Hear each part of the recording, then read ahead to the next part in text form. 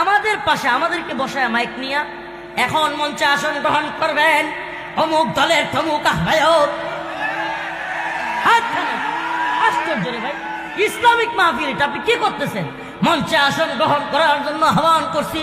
ওই দিন আমি ওই ইয়াতে আপনার শেরপুরে নালিতাবাড়িতে থামাইছি। এই করেন কি আপনার এই হুজুররা, এই আধা পাগলা হুজুররা চামচামি কইরাই এই দলগুলোর এই পর্যায়ে নিয়ে যায়। আশ্চর্য লাগে, একজন চেয়ারম্যানের কাছে একটু এলাকার একজন যে কোনো দলের যারা একটু ক্ষমতায় যাওয়ার বা হয় এই নেতাদের বারান্দায় গিয়া স্যারে বসে থাকবো আর 5,000 টিয়ার লাগি হুজুররা চামচামি করে। এই হুজুরদের জন্য আজকে অবস্থা। এগুলো চাটুকারিতা বন্ধ করতে হবে। এখন এখন দেখেন সমস্যাটা কোন জায়গায়। এই জন্য এই নেতারা আমাদের মহব্বত করে না। কি লিগা? হুজুররা কাটকাট কথা কইলা, এরা তো চাই হইলো চামচা শ্রেণী।